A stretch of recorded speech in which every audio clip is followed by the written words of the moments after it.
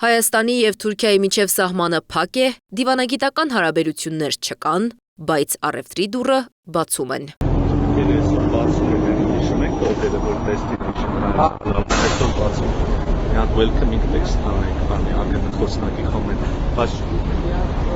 Այս փսփսոցից մեկ օր անց միայն գրեցին welcome-ի տեքստը։ Ողջունում ենք Հայաստանի Հանրապետության հետ երկկողմ առևտուր իրականացնելու արգելքների վերացման վերաբերյալ Թուրքիայի որոշումը, որը Հայաստանի և Թուրքիայի հարաբերությունների կարգավորման գործընթացի հերթական արդյունքն է։ Հայկական շուկայի համար թուրքական ապրանքները նորություն չեն։ Տարիներ շարունակ դրանք տարբեր ուղիներով հասել են Հայաստան։ Սակայն հիմա սահմանափակումները պաշտոնապես թուլացնելով և լրացուցիչ զսպող մեխանիզմները չունենալով մրցակցության անհավասար պայմաններ են ստեղծում հայ արտադրողների համար։ Հարութ Առաքելյանն է մանրամասնում։ Այս նախընտրական շրջանում սպասելի էր նման քայլ Թուրքիայի կողմից, ու դա երբ փաստագրված չի դեռ, պայմանագրեր մենք չունենք, երաշխիքներ չկան, թե տնտեսական, թե քաղաքական, դա հիմնականում տնտեսական էքսպանսիա է Հայաստանի հանդեպ, Հայաստանի դեմ,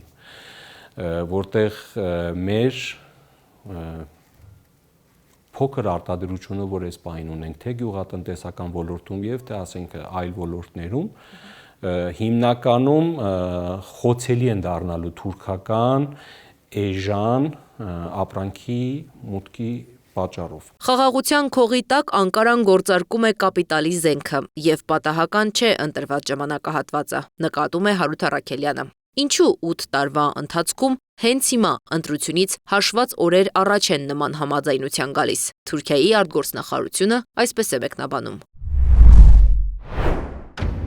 Նոր ներդրված կարգավորումների շնորհիվ հնարավոր է դարձել Թուրքիայից Հայաստան երրորդ երկրով կամ նույն երթուղով ժամանող ապրանքները որպես վերջնական նպատակակետ կամ ծագման վայր նշել Հայաստանը, Թուրքիան։ Թուրքիան նախընտրական փուլում նվեր է անում Նիկոլ Փաշինյանին, ընդգծում է Առաքելյանը։ Հայ ազգային կոնգրեսի վարչապետի թեկնածու Լևոն Զուրաբյանը ևս կասկած չունի։ Եթե մենք գնում ենք դեպի խաղաղություն,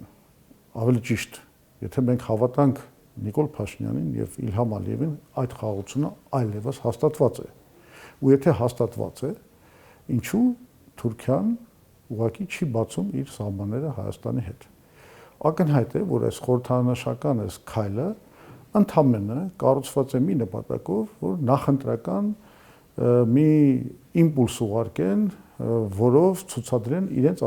աջակցությունը Նիկոլ Փաշինյանին։ Հարութ Առաքելյանի խոսքով Թուրքիան վերացնում է առևտրի արգելքը, բայց պահպանում է սահմանի ցամաքային և դիվանագիտական բլոկադան, ապացուցելով, որ նպատակը ոչ թե քաղաքական բարիդրացիությունն է, այլ զուտ ապրանքային էքսպանսիան և փող աշխատելը։ Բայց Անկարան այսպիսով ավելի ընդգրկուն հարց է լուծում։ Երբ տարածաշրջանում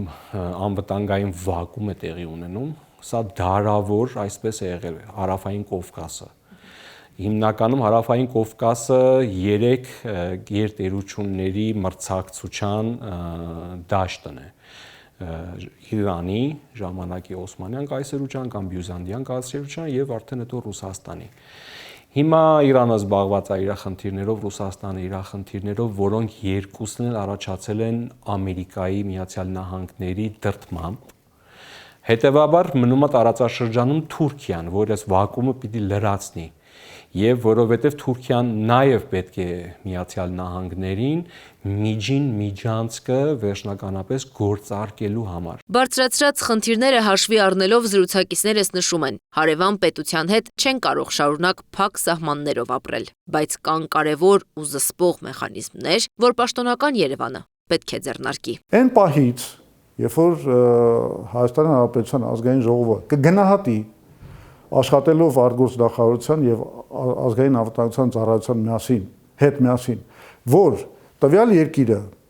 այլևս չունի համակարգային հայատյաց քարոզչություն, հետևաբար չի կարող ունենա ինչ-որ չարամիտ գաղտնի պլաններ, կապված երկրի կլանման, չգիտեմ, տնտեսական ագրեսիայի կամ այլ տեսակի ագրեսիաների առումով,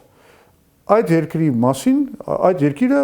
սովորական երկրի կարգավիճակից կբարձրացվի բարեկամական երկրի կարգավիճակի։ Գործող իշխանությունը այդ քայլերը չի կատարելու, նշում է Լևոն Զուրաբյանը։ Իսկ Հայաստանի պետական ինստիտուտները ունեն բավարար կամք դիմագրավելու թուրքական էժան կապիտալի կենտրոնացված եւ ագրեսիվ ալիքին, թե Վրաստանի օրինակին հետևելով նախ կուլ կգնան, հետո կփորձեն վերականգնման, զսպման մեխանիզմներ կիրառել։ Անի Աբաղյան, Տարոն Ղանդիլյան, Աշոտ Բարբարյան, ABC Media։